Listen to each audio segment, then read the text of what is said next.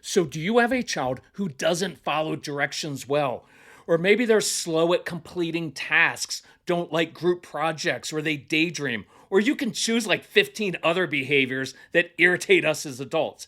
If I had one thing I would say is most important for your child's development, it definitely does not have to do with good behavior or conforming to arbitrary societal standards or even grades. Those are things that parents focus on, but I don't want you to. So in this episode of the Calm Parenting Podcast, I will share with you the one priority that I would focus on more than any other. So welcome. This is Kirk Martin, founder of Celebrate Calm. You can find us at celebratecalm.com. And guess what? It is the first day of our Mother's Day sale. And this is one of our big sales of the year because I want you to have the tools to change your family. And every year, this is when moms send their husbands messages and say, look, you don't have to stress and worry about this. Get me this. Work on it, listen to the programs yourself, change yourself. You will be golden. That's all you have to do. So here's the situation. I was working with this really great couple whose child was struggling with 3 issues in school. And even if these 3 don't apply to your child, the principles and action steps we discuss in this episode are really important. So here's what this child is struggling with. They're getting notes sent home because he's taking 40 minutes to do a class assignment rather than 20 minutes. So he works slowly, which is many of your kids. Number 2, he daydreams in class. And third, he doesn't participate in group discussions and projects, and he kind of tunes out a bit. So let's think about this for a moment.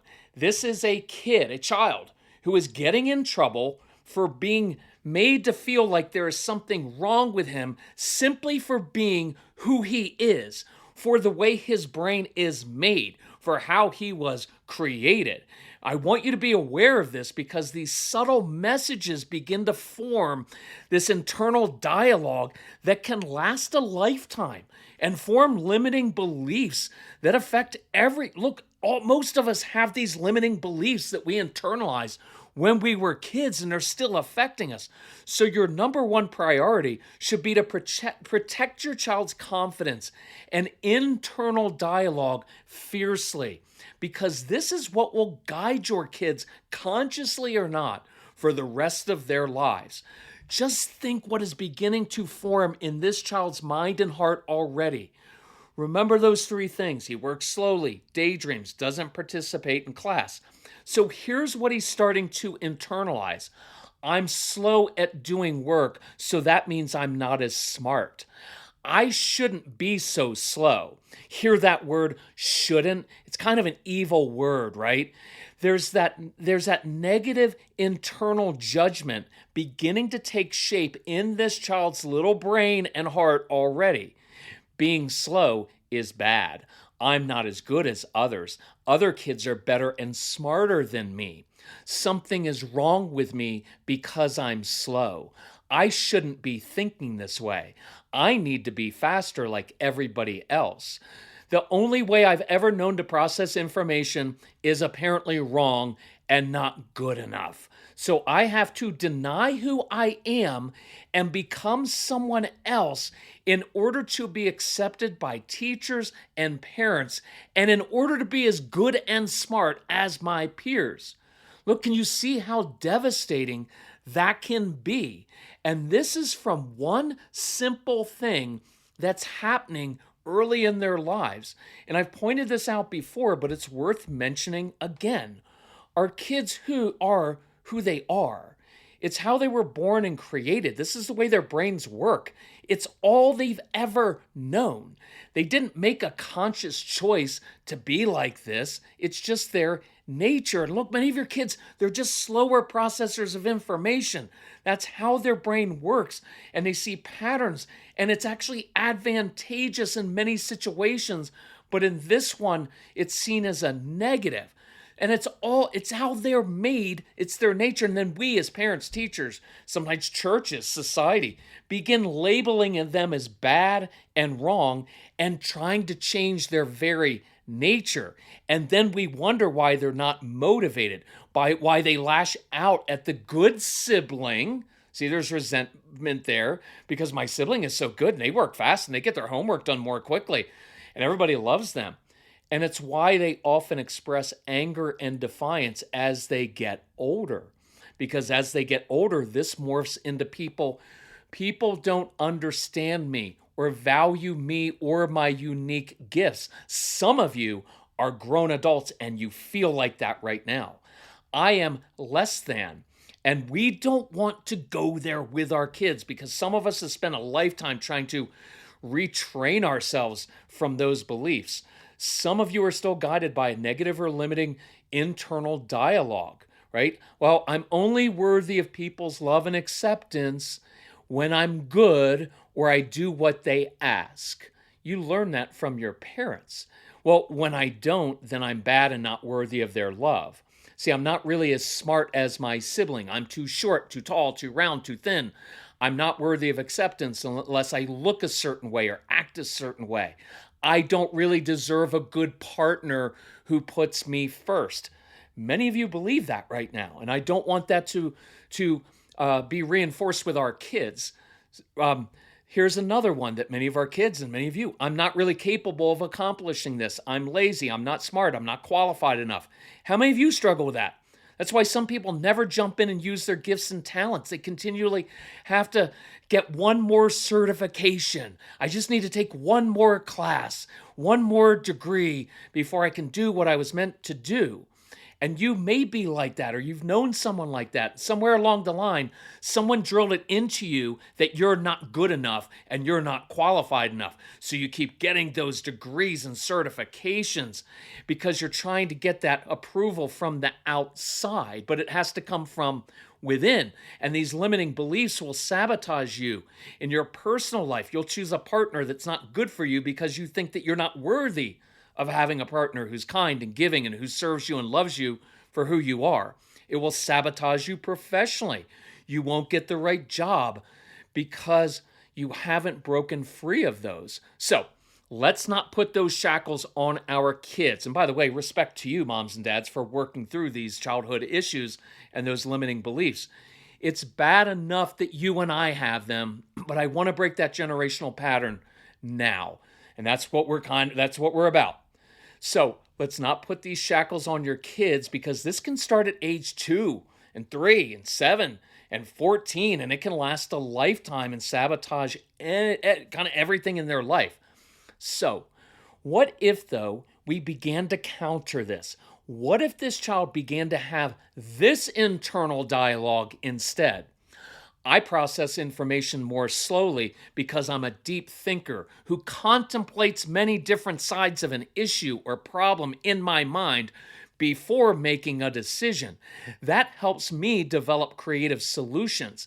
I'm a problem solver. My brain works exactly how it is supposed to, and I will continue to cultivate that deeper thinking. It helps me be creative and see the world in different ways. See, my deliberate thinking, my contemplation, my creativity, oh, those are unique advantages. I'm like a craftsman who takes his time building thoughts, building hypotheses, building solutions to hard problems. By the way, a funny aside, also building arguments against my parents. But right, because that's part of it. They see patterns in things. It is a superpower in life, and they need to know that. I am an asset to other people and to mankind, and I need to cultivate this thinking style in order to serve others and help provide solutions. Companies will reward me precisely because I do think differently than others. I take my time. I'm conscientious. I'm a good thinker, and that will serve me well in life. That is what I want your child believing about himself or herself throughout their entire lives. There's nothing conceited or prideful about that. This child is just recognizing this is how I'm created and it's good. So what are you writing on the slate of your child's heart and mind with your daily words, with your attitude, with your body posture, with your reactions? Look, the truth is we've all messed up because we're human. So you know what I'm going to say. There's no blame, no guilt. But let's course correct here and begin affirming your kids relentlessly and teaching them that the way they're made is good. instead of just trying to fix them all the time. So for the next 2 weeks, your only job is to affirm the things that your kids are already doing well. And you don't get to add, well, but if you would just apply yourself, you could be much better. No, you just affirm what they're already doing well. This is not fake praise. You are acknowledging truth and teaching them how their brain works. Now, look, I could stop the podcast here, and I'm kind of tempted to, but let's keep going because we've got more work to do. So next, we can try and get the school and teachers on board with this. But do know that if you can't, you have to unilaterally make decisions that are in the best interest of your child. And it's hard, but necessary. At one point, I talked to Casey's teachers and said, hey, we both have the same goal. We want to cultivate a curious child who loves to learn. And I appreciate that you love our son so much and you want him to learn, so you give him homework. I do want you to know that every single night we learn in our home, but we will not always complete homework assignments. We are always learning by playing, experimenting, talking, reading, watching things, but we're not always going to complete homework. And it's okay if you mark his grade down, because we're not really interested in grades. We just want to raise a curious kid who loves to learn. Look, I promise you, moms and dads. Oh, by the way, sometimes teachers are really grateful because I would go in and say, I release you from thinking you need to give our son homework. And it's tough for teachers. So at times they were like, oh, good, because I don't really like doing it anyway. But I do promise you, when your kids are grown, you will regret having fought over something so arbitrary and unimportant as homework for years on end. It's just not worth it. And again, use wisdom versus little kids versus kids in high school. But our job as parents, as teachers, is to understand each child's unique giftings and then spend most of our time cultivating their unique gifts, talents, and passions, not fixing them. Look, we've been given a child to form and to sculpt, but instead sometimes we just break that mold and try to make them be like everybody else. And I don't want to do that anymore because it is devastating for our kids. So we're going to make a switch, a transition from trying to change their nature or behavior to using their gifts, talents, and passions to their advantage. So in this case, the teacher is so hyper-focused on getting this kid to work more quickly. But that's an artificial, arbitrary standard, and you really have to wrestle with these things. I worked in the corporate world for 20 years. I really never had to complete an assignment in 20 minutes versus 40 minutes. I just had to come up with good solutions and ideas and strategies. But it wasn't always like, you've got to do this a little bit more quickly. And think what we miss so often. In this particular case, this is a kid who, and this is reality, in reading comprehension, this child had actually given an answer to a question that was not included as being correct in the teacher's guide.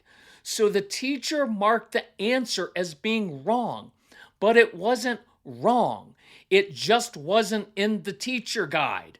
So this kid explained his reasoning, but he still gets notes sent home because the teacher isn't happy with how quickly he's completing assignments. And we're missing the entire point. He's a good thinker. He's a problem solver. And my challenge to the administration, to school leaders, and maybe to you as parents is this.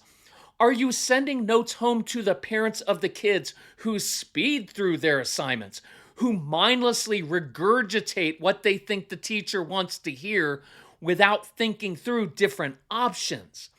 Are you lamenting that these kids aren't more creative, deep-thinking problem solvers?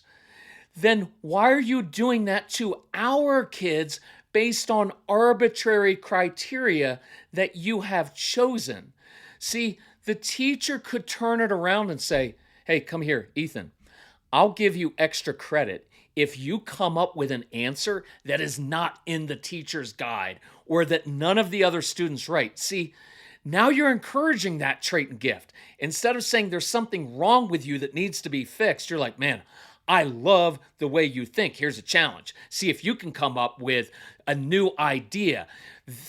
Just think, what would that do to this child's confidence and internal dialogue? And again, we're not saying, oh, the other kids are idiots and you're smarter. We're just saying you think differently and I value that trait. Companies will value that trait. Why don't we try that? One of the things I like to do with teachers is to say, look, I release you from the pressure of trying to make our kids do their work more quickly to be like everybody else. It's not a life skill that's necessary. As the parents, we don't even value that or want that. So you can relax. And look, we're okay if our child takes a little longer to do the assignment. Just chill. It's all okay. So think about this one. The child is getting in trouble for daydreaming in class and doesn't like group projects. So let me address group projects really quickly. Let's stop stigmatizing kids who like working independently or who don't have or don't want a big friend group. It's perfectly healthy. There's nothing wrong with that. Here is my warning for the parents, for all of us. Do not project your own social preferences on your kids. Well, I like having a lot of friends. Well, good for you. I don't. I think people are irritating. I'm kidding. I just prefer a close-knit group of a few guys that I can have deeper talks with. But those are just preferences that we have. And look, of course your kids don't want to participate in group projects. Normalize that. These are independent leaders who have very definitive ideas of how they want to do things. They're born to be entrepreneurs and leaders more than just corporate consensus people. See how that works? So here's how I help Casey navigate this. Look, of course, because I love that phrase, of course you don't want to participate. So look, when you have a group activity, volunteer to answer a question from the teacher early on. That way you get the check mark that you participated, but then you can kind of tune out. And I know some of you are going to be like, you can't teach your child to do that. Why? It's how I navigated social get-togethers in the corporate world for years. Oh, we're going to meet after work at the bar. Well, I didn't want to go. I didn't want to hang out with these people at work. I only did it because I had to feed my family. So after work, it's like, oh, now I'm going to go hang out with you for a few more hours and fake like I'm interested in you. I would just want to go home. So you had to do it. So what would happen? I would show up at the bar or the restaurant and I'd walk into the group where my boss was and I would tell some story or ask a few questions. I got my check mark, a little bit of kind of FaceTime with the boss that showed that I was there and engaged. Then I'd kind of slink away, maybe go get a drink, disappear to the bathroom, and then I'd sneak out to my car and go home where I really wanted to be. You know what that was called? It was called being smart. So don't discount those things. Don't force a kid to participate in group activities. I know, well, you have to collaborate in life. Not always. You really don't. Why do you think I own my own business? I don't like collaborating. I have a specific way I like to do things and I want to do it that way. And I don't care if other people don't like the way it's done. I like doing it this way. So chill with that. Most jobs don't even require that. And the truth is, your child will gravitate toward jobs where they get to work with fewer people, more independently, probably starting their own business one day. So think about this. At recess, most of the kids are off kicking a ball around. And yet your child is, if he's playing with it, well, look, if your child's playing with the other kids, most likely he's cheating, stealing the ball, and the kids don't like him a lot because our kids aren't always great at team sports. Sometimes they're not great at playing games with other kids. But more likely, your child is off on his or her own, completely content and happy, and we miss that. Sometimes they're not, like when they're left alone in the cafeteria. Way back in the day when we had these camp kids, I used to go and go to lunch with many of these kids because they were just sitting alone. And there was this one awesome kid, and he would read a book by himself. So you know what I would do? I would just go in, and I would take my own book, and I would just sit with him, and we would both read. We didn't even talk a whole lot, but that way at least he wasn't alone. So I kind of get that. But a lot of our kids are happy being alone. And so your child is out at recess instead of playing ball games, looking up around, trying to figure something out. And so here are two options. See, instead of the teacher going over and saying, hey, why don't you go play ball with the other kids? Which, by the way, shows a stunning lack of awareness. It's clear this kid isn't good at sports, so why would he want to expose himself to getting teased and feeling like a failure? So instead, the teacher could go over and say this, hey, I'm curious, what are you thinking about? What are you contemplating? And then your child says, well, I was trying to figure out how this electrical line connects with school and if there's a more efficient way to heat the classroom in the winter. See, that's many of your kids. They're old souls. And now the teacher gets to say, you know what the world needs more of? Certainly not just kids kicking a ball. Now, look, you don't say that, right? Like dopey kids kicking a ball. But you can't say that. But you could say, you know what we need more of? Not just people following the rules. We need people like you who are problem solvers, who contemplate hard situations, who are really good thinkers, who aren't afraid to tackle hard problems. You know what? I'm glad you're in my class. Hey, let me know what you discover. Now, can you imagine what starts to happen to the child's internal dialogue when adults start coming along and saying things like that? Instead of trying to change him to be like all the other kids kicking a ball around, why can't you be like them? Why aren't you athletic? Why aren't you better at that? And why are you off by yourself? And there's something wrong with you, right? Because they begin to internalize and hear like you're a little weirdo. That's what they hear and feel. Instead, they begin to say what? You know what? I love that you're a thinker. You have eyes to look around. Your head isn't staring down into a screen right now during recess. You're looking up and trying to contemplate things and how unseen things work. That's awesome. We need more people like you. See, that kid goes home from school and he's like, I'm going to school because every day a principal, a teacher, someone else notices something good about me. And now it encourages them to explore and ask questions. What if you just did that as parents for the next week? Just notice the good stuff that's already there and stop trying to fix all the other things. Okay, quickly, let's talk about daydreaming. Realize that kids who daydream have a really good imagination. It's usually a sign of a really bright kid. Because what happens is they listen in class, they get it, what the teacher's talking about, and they don't want to be bored, so then they begin to daydream. It helps stimulate their brains and actually keep them awake. It's a really healthy thing, but we don't always do that. So here's how I would handle that. Look, if I'm in class, I'm not going to draw a lot of attention to it, but sometimes I could walk up to the child and say, hey, where did you just go in your brain? Because I know it's someplace interesting. See, that's a really cool way of entering into your child's world. Now I can bring him back out and say, hey, Ethan, I bet my junior Thomas Edison, that awesome inventor, was just using his imagination, and I'd love to hear about that after lunch. But right now, I'd love to hear what your great brain thinks about what we're talking about on page 58. So I don't have to put them down for daydreaming and having an imagination. And I also don't have to say, it's okay if you don't pay attention. I brought them back to class, but to where we were. But here's what I'd really like to do sometime when we're not in the middle of class. I pull the child aside and say, Ethan, one of the things I admire most about you is you're just a great thinker, really deep thinker.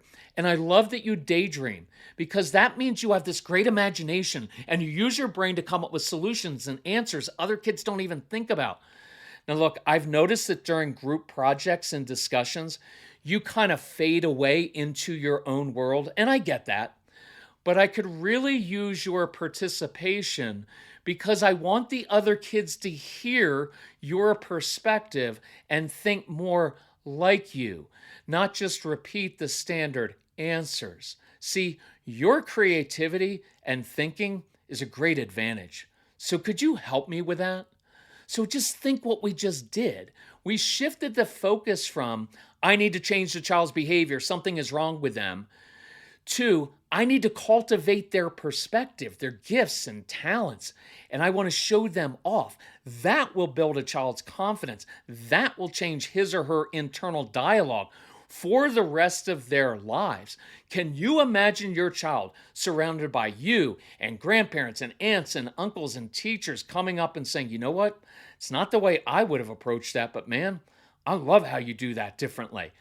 I would encourage you, send your child's teachers and your family members this podcast episode. If you have our programs, email Casey. We'll share the ADHD University and Brain Boosters programs with your child's teachers so there's so many tools in those programs just to help in the classroom. And we'll share the programs with your parents, with aunts and uncles, because I want you on the same page. And I encourage you, let your kids listen to this. Let them listen to this podcast. I have more testimonials from kids listening to our downloadable programs than anything else, because what they say is, someone finally understands me and knows how I think, and it provokes great conversations. Okay, moms and dads, this week, let's change our perspective, see our kids differently, and begin affirming those good qualities. Much respect to you, moms and dads, because you're breaking all these patterns. Let us know how we can help. All right, love you all. Bye-bye.